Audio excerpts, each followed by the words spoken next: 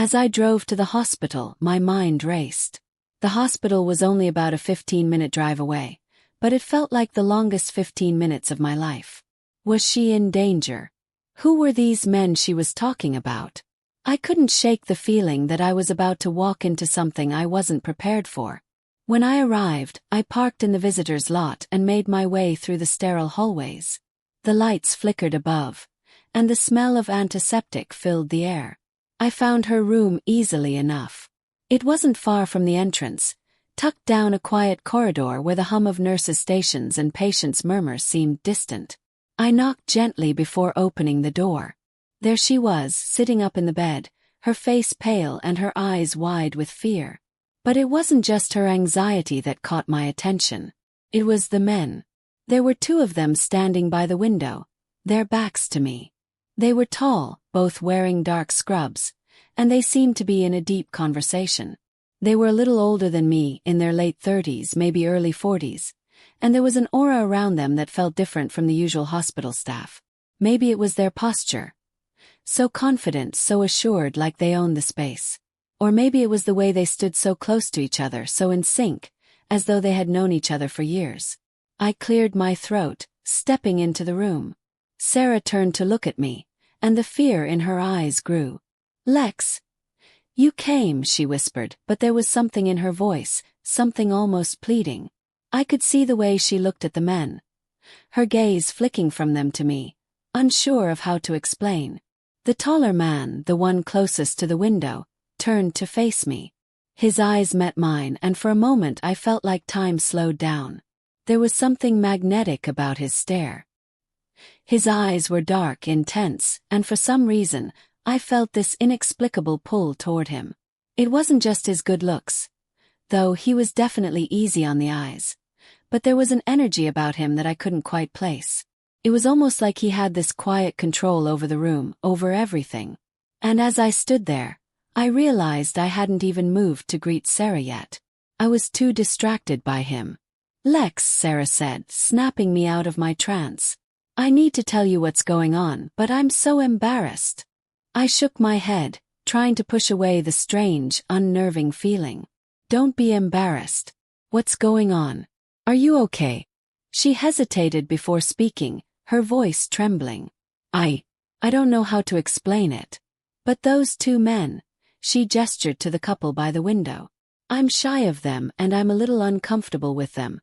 I've fallen in love with them." My gaze returned to the men. "Do you want to talk to them?" "Yes." Sarah looked down, her face flushed. "I think I have to be honest with you. I don't know what to do, Lex. I've never felt this way before, and I don't think I can explain it." I took a deep breath and nodded, trying to stay calm. But as soon as I did, I felt a strange stirring in my chest. The two men were still looking at me, and I realized that it wasn't just casual eye contact. There was some kind of familiarity between them, something deeper than just being in the same room. I couldn't shake the feeling that they were watching me, studying me, waiting for something to happen. The air seemed thick, and my thoughts began to race. There was something about them, something dangerous, and yet I couldn't stop myself from wanting to know more. So after Sarah's panic-filled call, I rushed to the hospital to find her. I'm sure some of you can relate, but when your best friend sounds scared, you drop everything. Anyway, I get there and there's this weird tension in the air. Sarah's sitting in the bed, looking shaken, and there are these two men standing by the window like they own the place. I can't explain it, but there was something magnetic about them. I mean, I'm not the type to get all swept up in random chemistry, but seriously, there was this weird pull, like something was happening. I couldn't quite put my finger on it, but I had this feeling that the night was about to take a very unexpected turn. So, after a couple of awkward introductions, I'm standing there, trying to figure out what's going on. Sarah's barely holding it together, and these two guys are just standing there, watching us like we're the most interesting thing in the room. And then, it happens. One of them, the taller one, leans in a little closer and says something like, "We've been thinking. The hospital's pretty quiet tonight. Why don't we make the most of it? Just the four of us." Froze. "I mean, what? Was he serious?" At that moment, my brain had like 5 different thoughts at once, and none of them made any sense. Was I dreaming? Was this a joke? But then I look over at Sarah and she's smiling. No, she's practically glowing. Her face is lighting up in that way she gets when she's really into something, and it hit me, she was into this idea. Before I could even wrap my head around it, she says, "Oh my God, yes. Yes, I need this right now. Badly. I'm so in." And I was like, wait, hold up, did she just say that out loud? But then I looked at the guys, and I don't know if it was their confidence or the fact that Sarah was so on board, but something inside me was like, okay, let's just see where this goes. It's not like we're going to make a scene, right? So I turned back to them trying to play it cool, but I'm sure my voice was shaky. Alright, yeah, I'm in. But, let's keep it really quiet. I don't want anyone to hear about this. And guess what? The taller guy just grins and says, no worries. We'll keep it discreet. But trust me, this is going to be fun. Now, I'm not going to lie, part of me thought these guys were straight up maniacs. Like, who suggests something like this in a hospital, of all places? But then again, I was intrigued, and Sarah's excitement was kind of contagious. So here we are, agreeing to have some weird secret little gathering in the middle of a hospital. Felt insane, but also like the most spontaneous thing I'd done in a while. The thing is, I had no idea what to expect, but I guess that's the point of moments like this, right? You're supposed to take risks, throw caution to the wind. I figured I could just go with the flow and see how this played out. But, just to be clear, I didn't really think we were going to end up doing something totally insane. We were just going to have some fun, a little escape from the stress of life. Or whatever you want to call it. Anyway, I told Sarah we had to keep it quiet, and of course she's all for it. We just wanted to relax, enjoy the moment, and honestly after the weirdness of the day I think we both needed it. So that's how we ended up agreeing to whatever was going to happen next. And believe me, I wasn't sure where it was going, but I knew it was going to be something I would never forget. So, after we all agreed on this weird little gathering, things started to fall into place a lot faster than I thought they would. One of the men, I'll call him Ethan, moved over to the door, and with a soft click, he locked it. And suddenly the room felt smaller, quieter, more. It was just the four of us. I can't even describe how surreal it was. Felt like time stopped for a second, and then it was like the world just opened up. It wasn't even about what we were doing, it was about the feeling of it, you know? The energy in the room was different. It was like we had entered a bubble. And for the next few hours, nothing outside mattered. Ethan poured us all some drinks. Nothing too crazy, just a couple of cocktails to start with. I don't even remember what they were. Maybe something fruity with a little kick. But it was easy to sip on, and after the long drive to the hospital and everything, I was starting to unwind. We all sat down on the couch, and the atmosphere shifted. The vibe was smooth, chill. There was no rush, no pressure. We just talked. Like old friends. The tension from earlier, the one I couldn't shake, seemed to dissolve. Sarah was chatting away, laughing more than I'd heard in days. She was totally relaxed, completely at ease, and honestly that made me feel better too. It was like I could finally breathe again after a week of work, stress, and everything else. It didn't even matter that we were in a hospital of all places. The weirdness of it all had somehow faded into the background. Then the music kicked in. Not too loud, just enough to set the mood. Ethan had found a playlist, and it had that perfect mix of chill beats and upbeat tracks that made it impossible not to move a little. I'm not usually one for dancing, but with the drinks in me and the energy in the air, I found myself standing up and moving along to the rhythm. Sarah followed suit. She grabbed my hand and we laughed, a little tipsy, definitely free. The other man, let's call him Daniel, was standing by the window, looking out, but he wasn't distant. He was watching us, a quiet observer, but his presence made the whole thing feel more real, if that makes sense. He had this calm, collected energy about him, like he knew something I didn't. It was almost hypnotizing. His gaze never felt invasive, just knowing. But honestly, by that point I didn't care. I was caught up in the moment. We were laughing, talking about everything and nothing at all.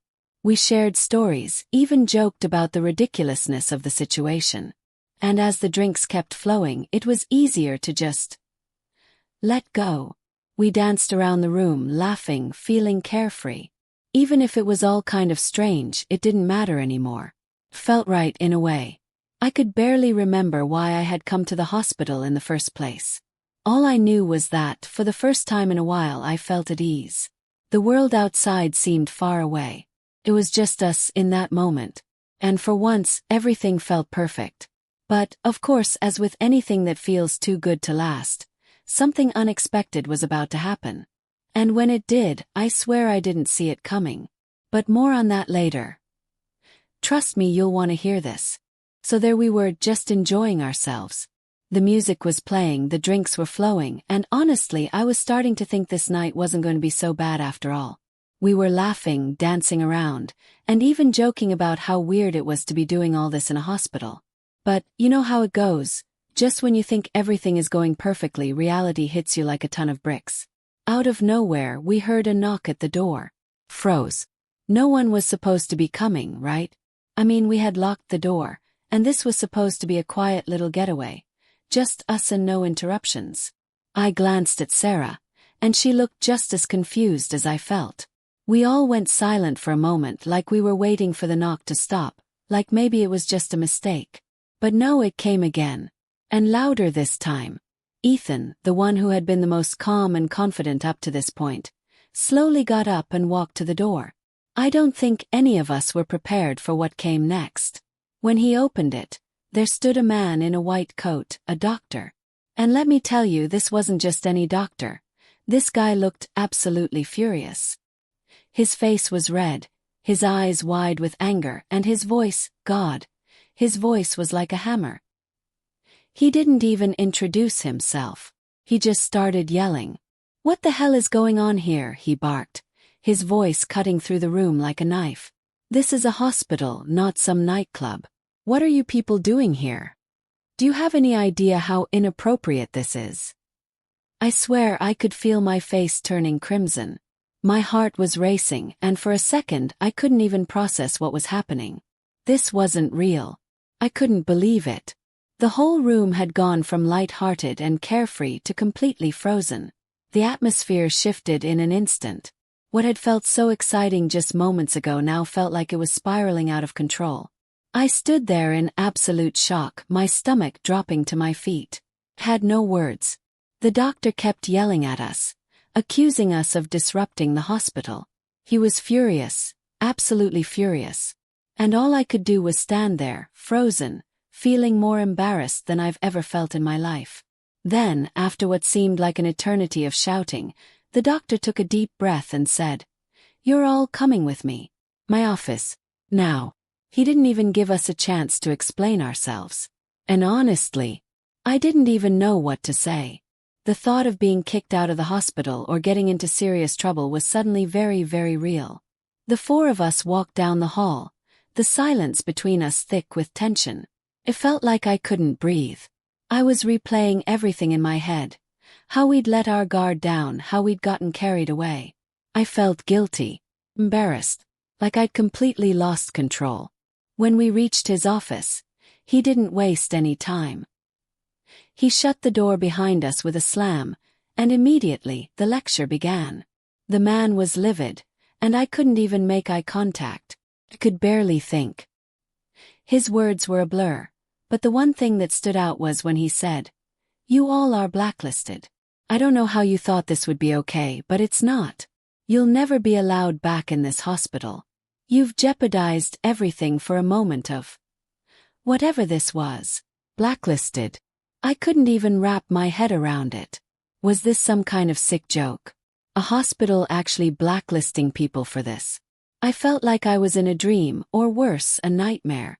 I could feel the tears starting to sting my eyes, and before I knew it, I was yelling. What if I was sick? What if I needed to be here for real? You can't just. But the words didn't come out right. Everything felt like it was closing in on me. I was spiraling. The doctor just stared at me with this cold expression, and then, as if it didn't even faze him, he said, "You should have thought about that before doing this in a hospital. There are places for this kind of behavior. But this is not the place." I couldn't hold it in any longer. The guilt, the frustration, the anger, it all bubbled up. I turned to the men, my voice shaking. "This is your fault. You brought us here. You suggested this. I didn't ask for any of this. Sarah, who had been silent up until now, stood next to me, her face pale. She didn't say anything, but I could see the regret in her eyes. We were both on the same page now. This was all falling apart. I started crying. I couldn't help it. I was angry, I was embarrassed, and most of all I felt completely stupid. I had let my guard down and let them convince me to do something reckless. And now we were in this mess. The doctor just shook his head. You'll be hearing from administration. I suggest you all leave. Now. And with that, the nightmare was real. We were officially blacklisted from the hospital. I didn't know what to say, what to do. I was done. So, here I am writing this to you all after everything that happened. I really didn't expect to be sharing this story at all, but I've been thinking a lot about it, and I feel like I have to. Not just for my own sake, but because I genuinely want you all to learn from my mistakes. First off, I want to apologize to anyone who might feel uncomfortable or disappointed by what I'm about to say. Get it? You're probably thinking, what was she thinking? And honestly, I've asked myself that 100 times. What was I thinking? You see, when I first agreed to that strange, spontaneous night at the hospital, I thought I was being adventurous. I thought it would be something different, something exciting to break out of the routine and try something new. It felt harmless at the time. I didn't think it through. And that was my biggest mistake. If I could go back, I'd tell myself to walk out the door the minute that guy suggested anything out of the ordinary. But I didn't. I let my curiosity get the best of me. I thought it would be one of those once-in-a-lifetime moments that would never have consequences. Well, here I am, telling you this story because it has consequences. And they're not just about getting in trouble. It's about the deeper stuff. The stuff you don't think about in the moment, but that weighs on you later. After that doctor yelled at us and blacklisted us, I realized just how naive I had been. I let my excitement and the vibe of the situation take over, and I completely ignored the risks. I didn't think about what could happen if things went wrong, or how something as simple as a bad decision could snowball into a mess that I wouldn't be able to escape. I'm not just talking about the hospital incident itself. I'm talking about how it made me feel. Embarrassed, ashamed, like I'd lost a part of myself that I could never get back. Now, I'm not saying that you should never have fun or never try new things. I'm all for stepping out of your comfort zone, but you have to think about the consequences, you have to think about the bigger picture. Because the reality is, there are lines you shouldn't cross, no matter how tempting they seem in the moment. This whole experience taught me that even if something feels exciting, even if something feels like it's all in the name of fun, it's crucial to pause and ask yourself, is this worth it? And more importantly, what could go wrong? I feel so foolish looking back on it, but I'm hoping that by sharing this with you, someone out there will make a different choice. I don't want anyone else to end up in the same situation I did. Feeling ashamed, feeling like they've completely lost control over something that started out as harmless fun. I wish I had thought about the consequences earlier. I wish I had walked away before things got out of hand. The worst part wasn't even the blacklisting from the hospital, or the doctor yelling at us. It was the guilt I felt afterward. The realization that I had let myself be swept away by a moment of reckless spontaneity, and how it hurt everyone around me. It wasn't just about me. I dragged Sarah into this too. And now we're both dealing with the fallout, feeling embarrassed, and wondering why we let it happen. So please let my story be a lesson to you. When you're tempted by something that seems exciting and out of the ordinary, think twice. Because sometimes, the consequences of your actions aren't as easy to erase as you might think. I've learned the hard way, and I'm hoping you won't have to. I'm sorry for making such a poor decision, and I really hope this story makes someone think twice before they do something they might regret. Life is full of unexpected twists, but you've got to keep a level head. And trust me, it's better to stay in control than let a fleeting moment of excitement take you down a road you can't turn back from. Thanks for reading, and please learn from my mistake.